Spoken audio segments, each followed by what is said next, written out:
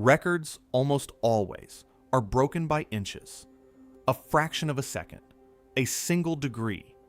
That is what a record is. The known edge of the possible, nudged a little further. So, when the sun shattered one of its own records, not by inches, but by nearly 400%, the scientists watching did the only reasonable thing. They rechecked their instruments. They did not believe it. A solar radio burst that should have faded in 5 days, instead broadcast continuously for 19, the longest of its kind ever recorded. In this video, we trace what trapped that signal, what refueled it 3 separate times, and why 4 spacecraft had to work together just to see it whole. Stay with me, because by the end, the word impossible is going to mean something very different to you. If this is the kind of story you want to keep finding, subscribe to The Quiet Archivist, because the sun is far from finished surprising us. Drop a comment telling me whether you think 19 days was a once-in-a-lifetime fluke or something the sun does all the time, and where you're watching from. Now, let's get into it. In August of 2025, somewhere in the quiet stream of data that flows endlessly from the sun into the instruments we have pointed at it, a small signal appeared. It was a radio burst. And if you had been watching the screens that morning, you would not have given it a second thought. Solar radio bursts are not rare. They are not strange. They are not, on any ordinary day, news. The sun produces them the way a busy machine produces noise. Constantly, almost carelessly, as a side effect of everything else it is doing.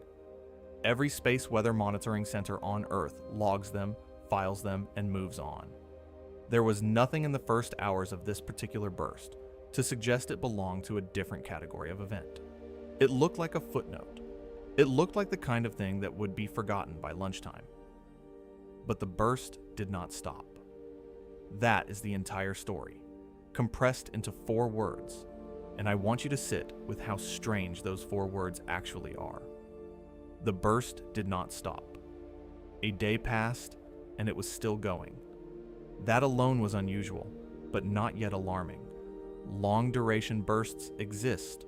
They are rare, and a burst that lasts a full day is the kind of thing a specialist might mention to a colleague. Then, a second day passed. Then, a third. And somewhere in that stretch, the people watching this signal stopped treating it as a footnote and started treating it as a problem. Because the thing they were looking at was no longer behaving like anything in the textbook. It was not fading. It was not flickering out.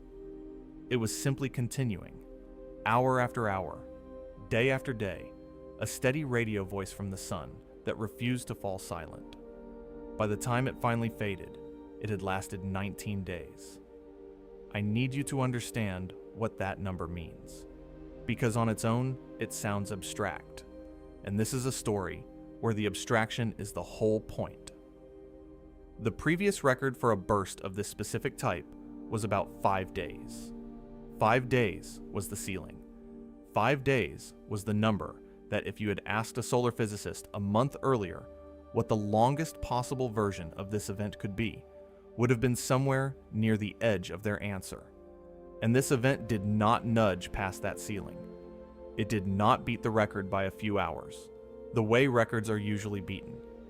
It lasted 19 days against a record of 5. It nearly quadrupled it. It beat the old maximum by close to 400%. Think about how records normally fall. A sprinter shaves 1/100th of a second off a world time. A mountaineer climbs a peak a few feet higher than the last. The temperature in a city creeps 1 degree above the previous high for that date. Records in almost every natural and human system we measure are beaten by margins. They are beaten by slivers. That is what a record is, the known edge of the possible, pushed slightly further. When something beats a record by 4 times over, you are no longer looking at a new record. You are looking at a sign that the thing you thought you understood, the curve you thought you had mapped, has a region on it you never knew was there. This event was classified as a Type 4 solar radio burst.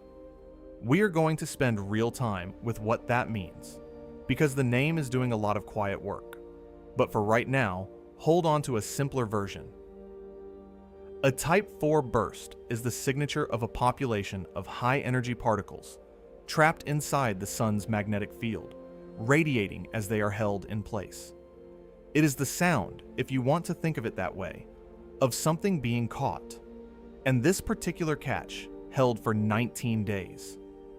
It is now, officially, the longest Type 4 solar radio burst ever recorded in the history of our observation of the sun. The findings were not whispered into a form or teased on a live stream. They were written up properly and published in a peer-reviewed journal called the Astrophysical Journal Letters, which is one of the serious venues for exactly this kind of work. And the title of that paper contains a phrase I want to plant in your mind now, because it is the key that unlocks the entire mystery. The paper describes the event as a corrotating electron reservoir. Corrotating, a reservoir of electrons that rotated along with the sun itself. Hold that phrase. We will come back to it, and when we do, it will explain almost everything. Here's the first thing that should make the hair on your arm stand up, though, and it has nothing to do with conspiracy and everything to do with scale. To even record this event from beginning to end, no single spacecraft was enough, not one. The sun rotates slowly, carrying everything on its surface and in its atmosphere around with it, and that rotation kept dragging the source of this burst across the sky, in and out of the view of whatever instrument happened to be watching. A single observatory would catch a few days of it, and then the sun would turn, and the source would slide out of sight, like a lighthouse beam sweeping past a window. To capture all 19 days, scientists had to do something closer to a relay race than an observation. And the question that opens up underneath this whole story, the question we are going to keep circling back to, is not really what was it. We are going to answer that. The harder question, the one that should genuinely unsettle you, is this. If it took a fleet of spacecraft, positioned by luck in exactly the right places, to catch this event at all, then how many times has the sun done something like this when nobody happened to be watching? To feel the weight of a 19-day burst, you have to understand what kind of thing a burst even is. And I promise you, this is worth the few minutes it takes. Because once you see the mechanism, the number stops being a statistic and starts being something close to frightening. Start with the sun itself. We tend to picture the sun as a ball of fire, a furnace, a glowing sphere. And that picture is not wrong, but it is missing the part that matters here. The sun is not just hot. The sun is magnetic. Its outer layers are made of plasma, gas so hot that its atoms have been torn apart into charged particles, electrons and ions moving freely. And a moving charged particle generates a magnetic field, and a magnetic field pushes charged particles around, and so the whole outer sun is locked in a constant, restless conversation between matter and magnetism. The corona, the sun's outer atmosphere, is not a smooth glow.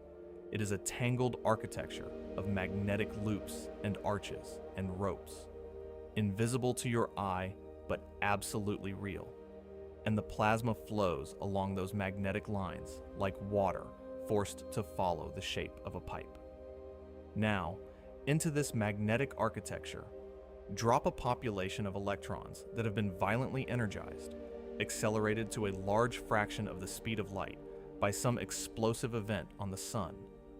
Those electrons are not free to fly wherever they want. They are charged, and they are inside a magnetic structure, so they are forced to spiral along the magnetic field lines, looping and turning as the field dictates. And when a population of fast electrons spirals through a magnetic field like that, it radiates. It gives off radio waves. Not because anyone built a transmitter, but because that is simply what charged particles do when they are accelerated and confined. The radio emission is the natural, unavoidable broadcast of trapped energetic electrons. That broadcast is what we call a solar radio burst. And solar physicists, over many decades, have sorted these bursts into types, numbered with Roman numerals, each type corresponding to a different underlying situation on the sun. It is worth pausing on that catalog for a moment, because it tells you how carefully the sun's radio behavior has already been mapped. There are bursts that come from electron beams racing outward along open magnetic field lines, sweeping across the radio frequencies as they go. There are bursts tied to shock waves, rolling out through the corona ahead of an eruption. There are slow, continuous background emissions, and there are sharp, brief flashes. Each type is a different fingerprint of a different physical event, and solar physicists can often read those fingerprints the way a doctor reads a heart monitor. A particular shape on the screen means a particular thing is happening. This is a mature science. The classification system was not invented last year. It is decades old, refined across countless events, and that maturity is exactly why a 19-day burst is so jarring. It is not that the sun did something off the chart of a chart we just drew. It is that the sun did something off the chart of a chart we have been carefully filling in for generations.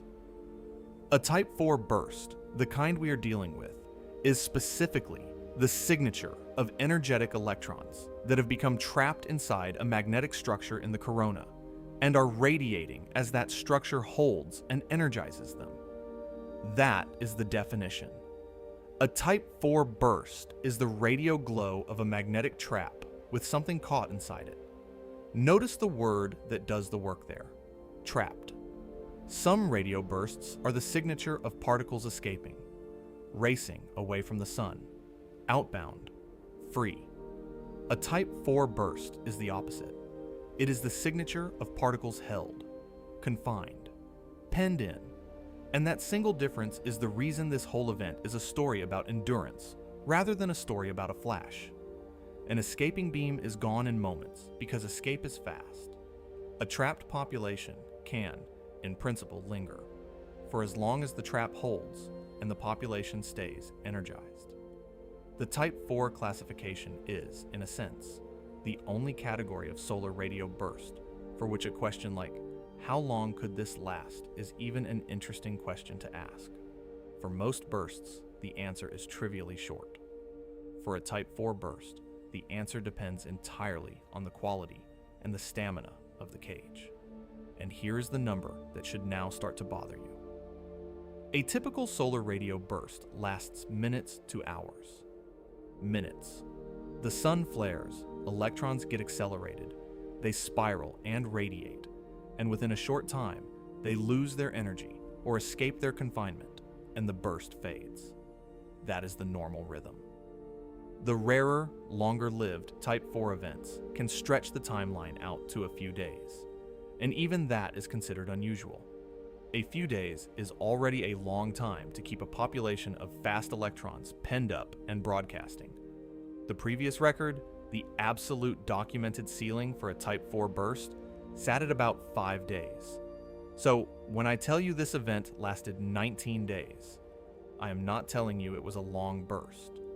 I am telling you that something on the sun held a population of high-energy electrons in a magnetic cage and kept them energized enough to keep broadcasting continuously for nearly 3 weeks. The burst is not the anomaly, exactly. The burst is just the signal. The anomaly is the confinement. The anomaly is that a structure on the sun became a prison strong enough and stable enough to hold its prisoners for 19 days when everything we knew said the prison should have failed in 5. This is also the right moment to set down a fact that the more breathless corners of the internet tend to skip over, because it is going to matter when we get to the speculation. The radio waves themselves, the actual emission, the thing that was recorded for 19 days, are harmless. They did not threaten Earth. They did not threaten you, or the grid, or your phone, or a single satellite. Radio waves from the sun wash over us all the time, and we are completely fine. So if you came into this expecting the punchline to be that a dangerous beam was pointed at the planet. Let me relieve you of that now. That is not the danger. The radio burst is not a weapon, and it is not a warning shot. It is a symptom. It is a readout. It is the sun, through its own physics, telling us that a particular region of its atmosphere was doing something extraordinary. And the value of the signal is not in the signal itself, but in what it reveals about the machinery underneath. Keep that distinction close. We will need it. The burst is harmless. What the burst points to is the real story. If a Type 4 burst is the sound of something being caught, then the obvious next question is, caught in what? What is the cage? And the answer the scientists arrived at is a structure with a strange and almost beautiful name. The source of this 19-day burst was localized to a helmet streamer. I love this name, and I think by the end of this section you will too, because it describes the thing almost perfectly. Picture the sun's outer atmosphere again, that tangle of magnetic structure. In certain places, the magnetic field organizes itself into a very particular and very stable shape. At the base, you get a broad dome, a rounded mound of closed magnetic loops, like a series of arches all nested together, anchored at both ends in the sun's surface. The plasma trapped inside those closed loops glows, and from a distance, the whole dome looks like a bright, rounded cap sitting on the sun. And then, rising up out of the top of that dome, the structure draws itself out into a long, narrow spike, a thin blade of plasma stretched far out into space, where the magnetic field lines stop closing back on themselves and instead reach outward. A dome with a spike on top. Some people see a pointed military helmet, which is where the name comes from. Others see a tent, or a candle flame, or a long, thin V balanced on a curved base. However you picture it, it is one of the largest and most long-lived structures the sun's atmosphere builds. Helmet streamers are not momentary flickers. They can persist for a long time, holding their shape, because they form along a very specific and very stable kind of boundary. The dividing line between a region of one magnetic polarity and a region of the opposite polarity, where north meets south, where the field has to reorganize itself across a frontier. The helmet streamer is the architecture that boundary builds. And here's something you may have actually seen with your own eyes without knowing what you were looking at. During a total solar eclipse, when the moon blocks out the blinding disk of the sun and the faint corona becomes visible, those bright structured rays streaming away from the darkened sun, the long pale spikes in every famous eclipse photograph, those are helmet streamers. The classic, textbook-perfect V-shaped streamer was photographed during the total solar eclipse of August the 21st, 2017, the one that crossed the United States, and that millions of people stood outside to watch. If you were in that path of totality, if you looked up through your eclipse glasses and then, for those brief, safe minutes, with your bare eyes, you may have seen a helmet streamer in person. You were looking at the same kind of structure that, 8 years later, would trap a population of electrons and hold a world record. So now we can assemble the picture properly. You have this enormous, stable magnetic structure in the sun's corona, a dome of closed loops topped by a spike. That closed dome, that nested set of arches, is a natural container. Magnetic loops that close back on themselves are exactly the kind of thing that can trap charged particles, because a charged particle following a closed loop has nowhere to go. It is on a track that returns to where it started. Pour energetic electrons into the closed dome of a helmet streamer, and the helmet streamer becomes a reservoir. It holds them. They spiral along its loops, and they radiate, and what we see from Earth, what 4 spacecraft recorded for 19 days, is the radio glow of that reservoir doing its job. This is the thing I most want you to take from this part of the story. The structure that produced the most extreme version of this event we have ever recorded is not some bizarre, never-before-seen freak of solar physics. It is a helmet streamer. It is one of the most well-known, most photographed, most ordinary large structures the Sun builds. We have pictures of them from eclipses going back generations. And that is what makes the 19 days so much stranger, not less strange, because it means the cage was not exotic. The cage was familiar. The question is not what kind of structure could possibly do this. The question is how a perfectly normal structure managed to hold on for so much longer than any normal structure should. The helmet streamer is the container. The mystery is why this container, this time, refused to let go. Let us go straight at the hardest part of this story, the part that the published paper itself describes, in careful scientific language, as not fully understood. I want to be very honest with you about where the edge of human knowledge actually is here, because that edge is the most interesting place to stand. A Type 4 burst, as we have established, requires a population of energetic electrons to stay trapped and to keep radiating. And here's the problem with that. The problem that makes 19 days so hard to swallow. Trapped electrons do not stay energetic on their own. They lose energy. That is what physical systems do. They run down. An electron spiraling in a magnetic field and radiating away energy is, by the very act of radiating, getting weaker. Every radio wave it gives off is energy it no longer has.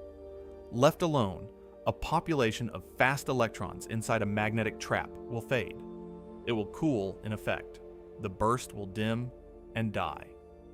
And the timescale on which that fading naturally happens is exactly why the old record sat at about 5 days.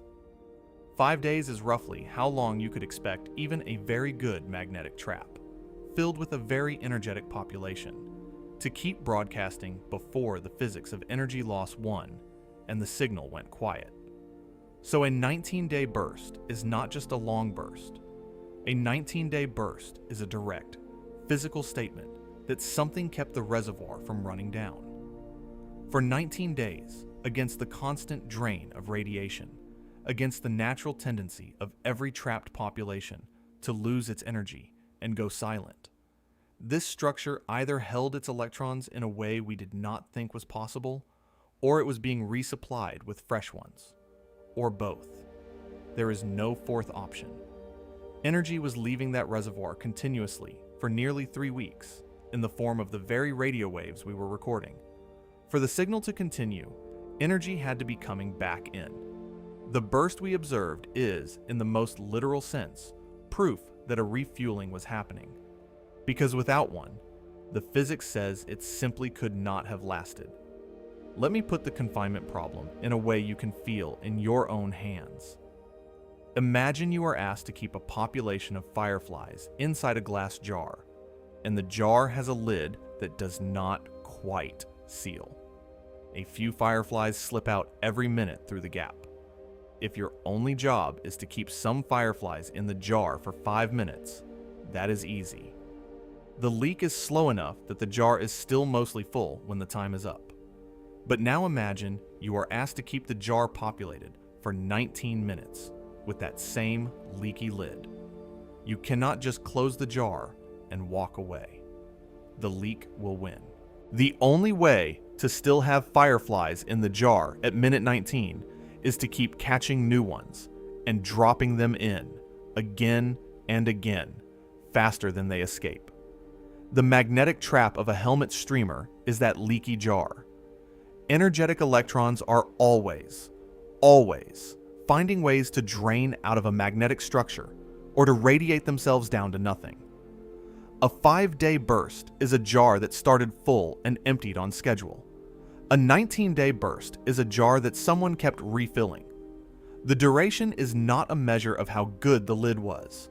It is a measure of how many times and how generously the jar was topped back up. And that reframing matters because it tells you where to point your curiosity. The astonishing thing is not the streamer holding on. The astonishing thing is whatever kept walking back to the jar. There is one more subtlety here that the careful version of this story has to include.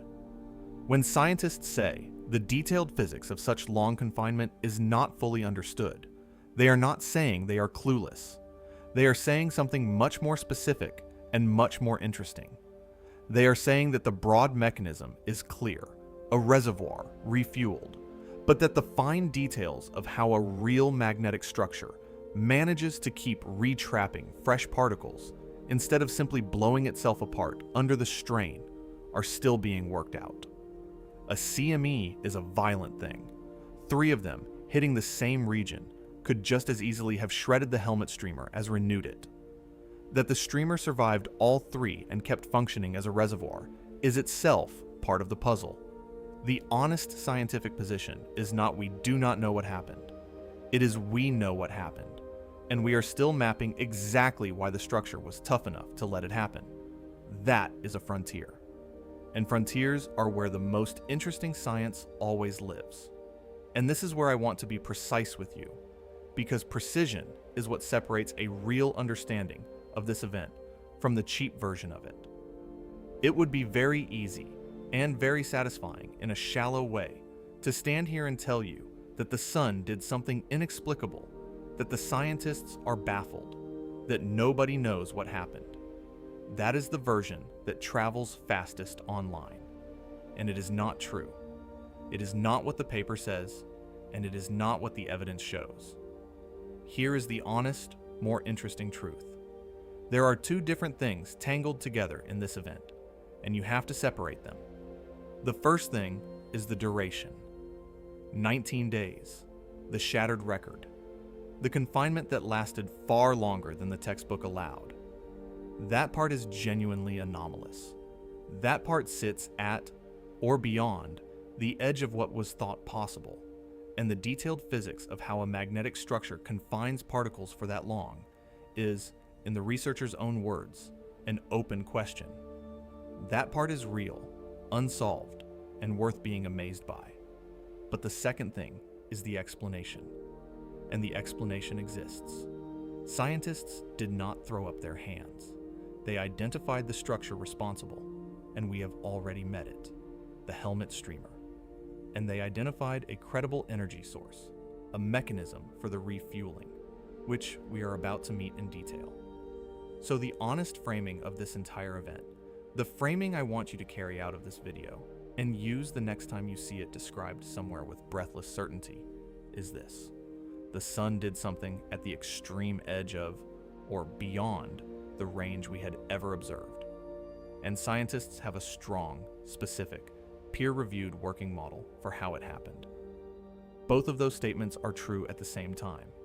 The event is astonishing, and the event is explained. The record was shattered, and the detective work largely solved the case.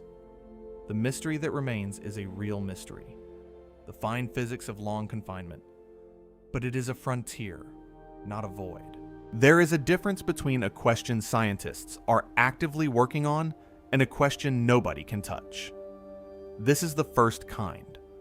And the fact that it is the first kind is, if anything, the more remarkable outcome, because it means the sun showed us something at the limit of the possible, and we were able to look straight at it and largely understand what we were seeing. So, what kept the reservoir filled? What did the refueling? The leading scientific interpretation, the one published in the Astrophysical Journal Letters, points to 3 specific events. And once you see them, the whole 19-day puzzle clicks into a shape that makes sense. The answer is a trio of coronal mass ejections, 3 of them, all originating from the same region of the sun as the burst itself. Let me make sure the term is solid for you, because coronal mass ejection gets thrown around a lot, and it deserves better than a vague impression. A coronal mass ejection, almost always shortened to CME, is one of the largest and most violent things the sun does. It is a genuine eruption, a vast quantity of plasma and magnetic field, billions of tons of charged matter blasted off the sun's corona and hurled out into space. A CME is not a flare, although the two often come together. A flare is a flash of radiation. A CME is a physical launch of material. It is the sun throwing a piece of itself outward. When a powerful CME is aimed at Earth, that is the event that can spark the strongest geomagnetic storms, light up auroras far from the poles, and stress power grids and satellites. CMEs are, in the catalog of solar behavior, heavy artillery. Now, the researchers studying this 19-day burst found that 3 fast CMEs erupted from the very same region that was producing the burst, across the span of the event. In their interpretation, the model that makes the duration finally make sense, is that those 3 eruptions were the refueling. Each one, in effect, topped up the reservoir before it could empty. There are 2 ways a CME from the same region could do that, and the honest answer is that it may have been both. The first way is energy injection. A CME is an explosive event, and explosive events on the sun accelerate particles. Each eruption could have flung a fresh batch of newly energized electrons up from the lower corona into the helmet streamer's magnetic dome, a new delivery of fast particles to replace the ones that had radiated themselves tired. The second way is structural. A CME is a violent magnetic event, and it can reorganize the magnetic field around it. Each eruption could have reshaped or retightened the helmet streamer's magnetic trap, repairing the cage, closing the gaps through which electrons would otherwise have leaked away, renewing the structure's ability to hold what it held. New fuel, or a rebuilt cage, or both at once. Either way, the result is the same. 3 times across those 19 days, the reservoir got a second wind. Picture it almost like a fire. A fire left alone burns down to embers and goes out. That is your ordinary 5-day burst. The trapped electrons radiating away their energy and fading. But a fire that someone walks back to 3 separate times and throws a fresh armful of wood onto. That fire keeps burning. Not because the original fire was supernatural, but because it was tended. The trio of CMEs tended this fire. They walked back to the reservoir 3 times and threw fuel on, and the burst kept broadcasting for as long as the tending continued. And when the refueling finally stopped, when that region quieted and no more CMEs came, the reservoir did exactly what physics always said it would. It ran down, it faded, the burst ended. 19 days after it began. This is why I keep insisting on the word explained. The model is not a hand wave. It is specific. A helmet streamer acted as the magnetic reservoir. A trio of CMEs from the same region repeatedly refueled it. The duration is the simple arithmetic of fuel in versus energy out, sustained far longer than usual because the fuel kept arriving.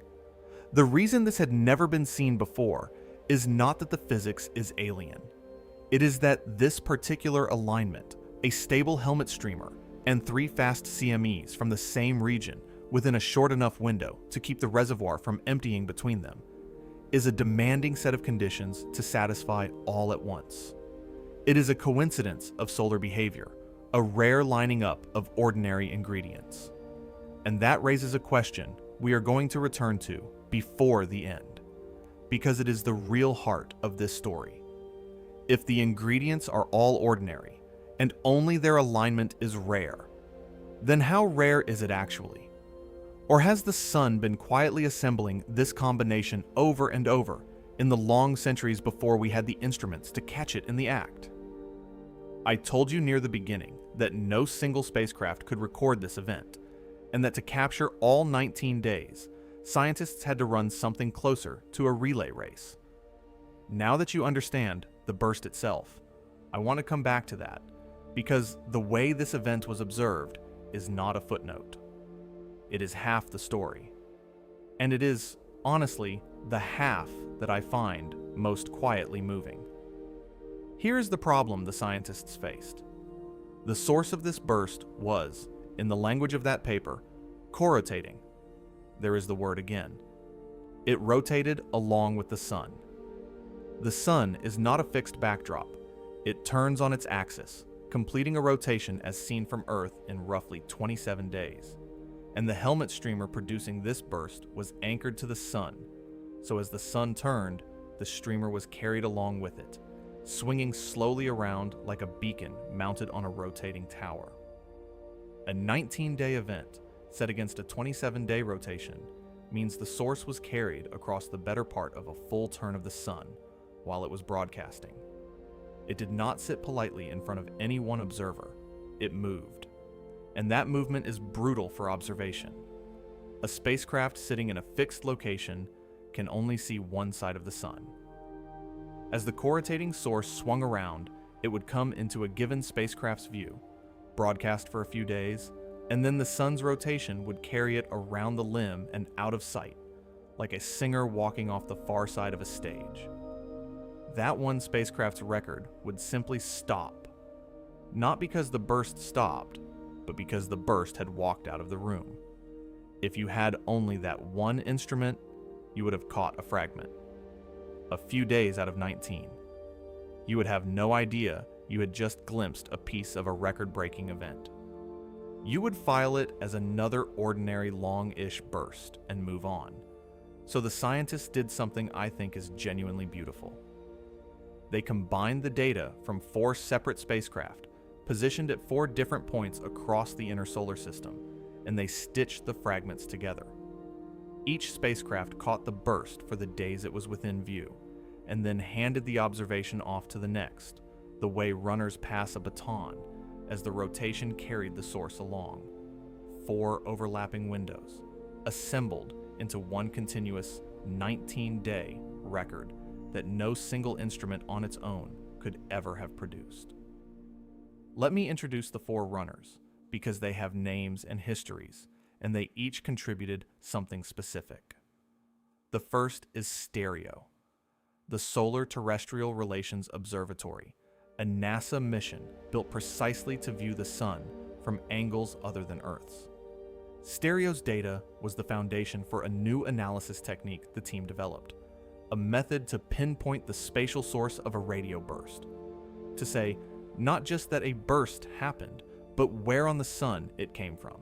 The second is the Parker Solar Probe, NASA's record-setting mission that has flown closer to the sun than any human-made object in history, diving again and again through the outer corona itself.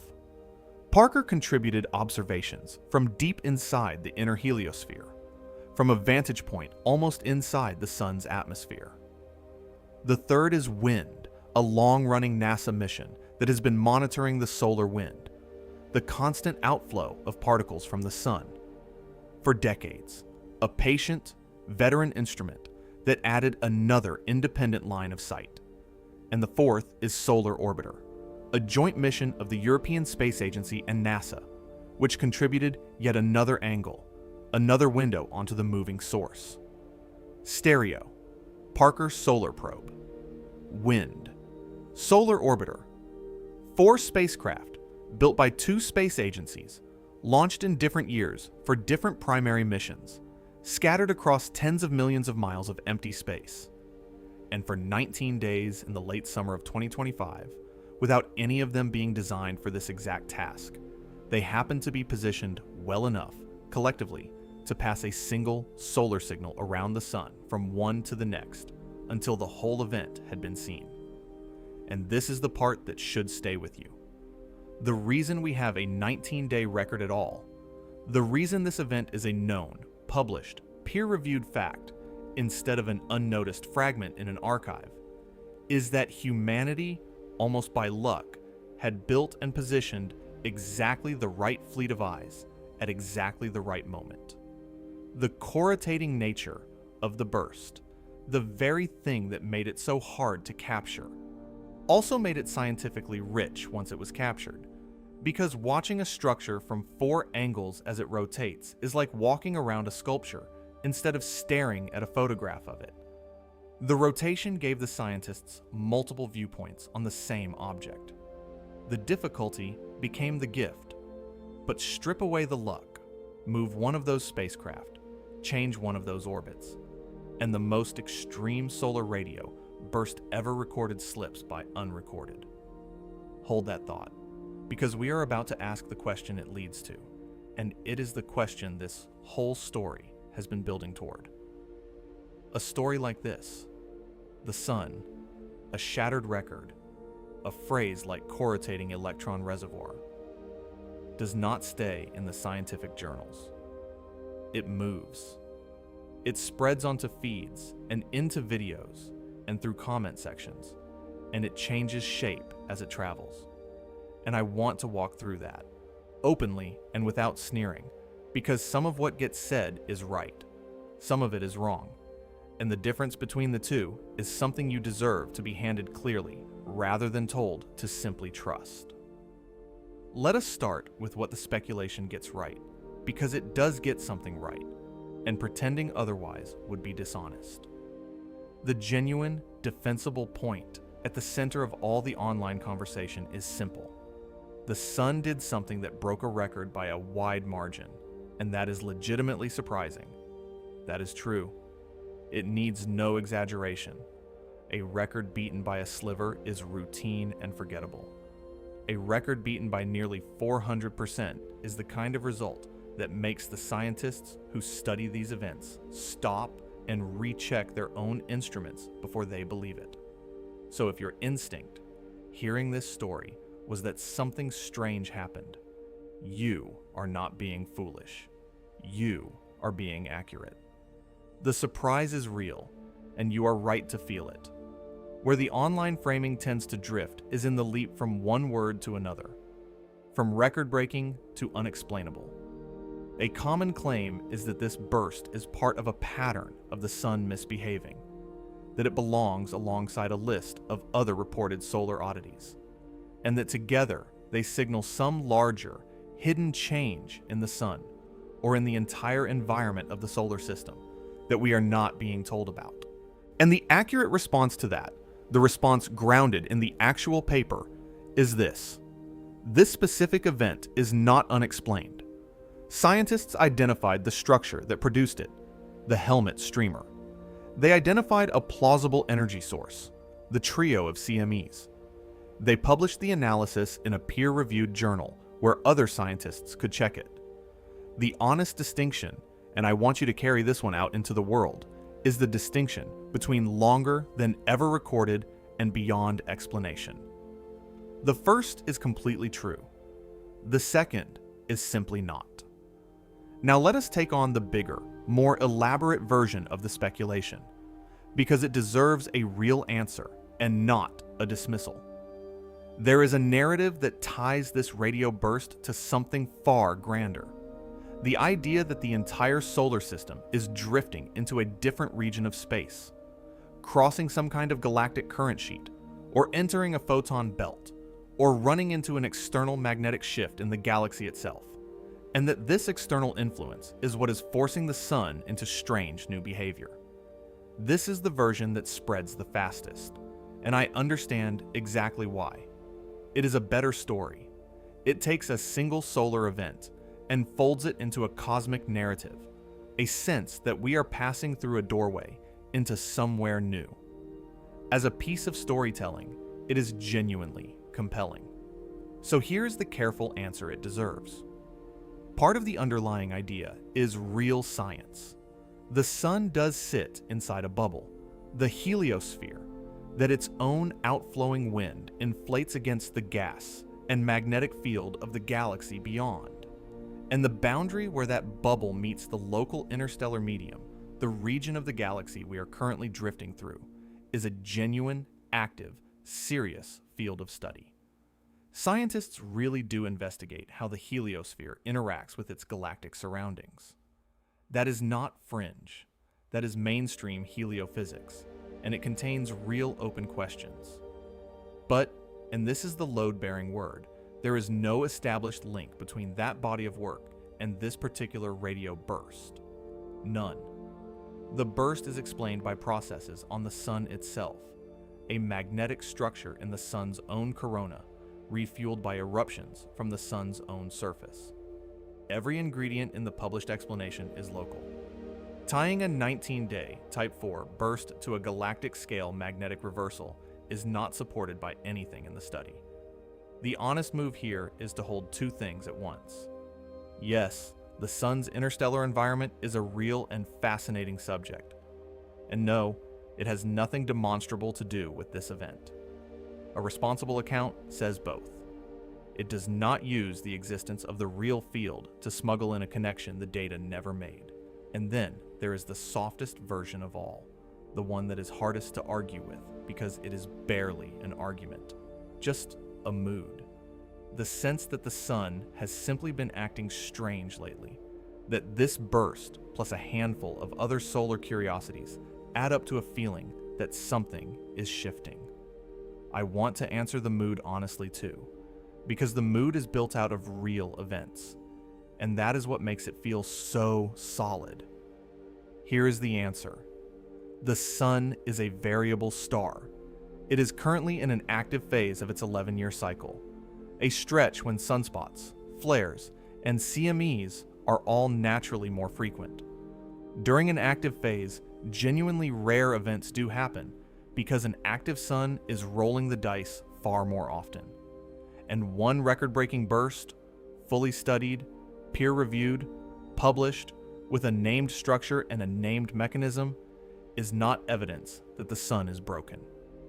It is the precise opposite. It is an example of normal solar science working exactly as it is supposed to. A rare event occurs, instruments catch it, scientists analyze it, and an explanation is produced and published. Surprising is not the same as inexplicable. A sun that occasionally does something at the very edge of the known range is not a sun coming apart. It is a sun being watched, right now, more closely, and by more instruments than at any point in the entire history of our species, which means we are simply catching more of what it was always capable of doing. I will give the speculation one last piece of credit before we move on, because there is one real thread of significance buried in all of this, and it is not cosmic. It is practical. The radio burst itself, remember, is harmless. But the kind of magnetic region that can trap electrons for 19 days, a complex, energetic, CME productive region, is exactly the kind of region that can also fling dangerous energetic particles toward Earth, the kind that genuinely can threaten satellites and spacecraft. So a long-duration Type 4 burst can act as a marker, a flag, a way of saying that region of the sun is one to watch. And that is the actual, stated, forward-looking value of this research. The new stereo-based technique for pinpointing where a burst comes from is meant to make exactly that kind of flagging faster and more reliable. The payoff of studying a record-breaking burst is not a galactic doorway. It is a better early warning system for the very real, very local hazard of space weather. The mundane answer, here as so often, turns out to be the useful one. So we arrive at the end, and the end is a question, and it is a better question than any conspiracy could have offered, because this one is real, and scientists are genuinely asking it. Let us gather what we actually know, because we know a great deal, and it is worth feeling the solidity of it. In the late summer of 2025, the sun produced a Type 4 radio burst that lasted 19 days, against a previous record of about 5. It was the radio glow of energetic electrons trapped in a magnetic reservoir, a helmet streamer, one of the sun's most ordinary large structures. The reservoir was kept from running down by a trio of coronal mass ejections from the same region, which refueled it again and again until they stopped, at which point the burst faded as the physics always said it would.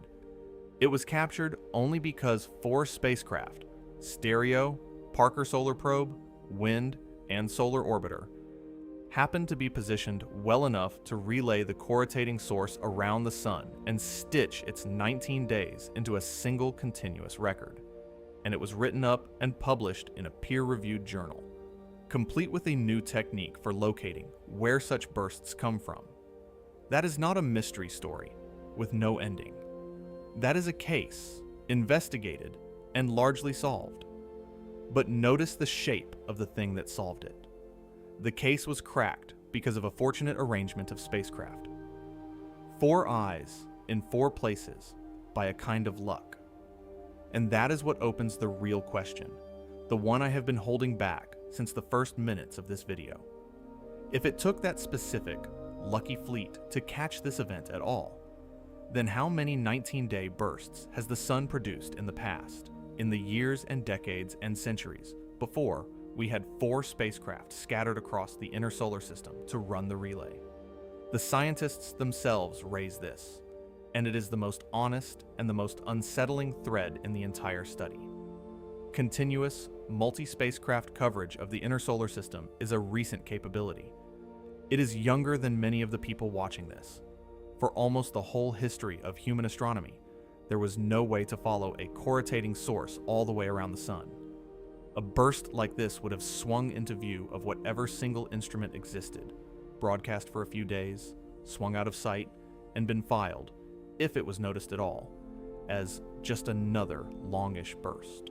The full 19 days would never have been assembled, because there was no one standing on the far side of the stage to catch the singer when they walked off it. Which means there are 2 ways to read this record, and they lead to very different feelings.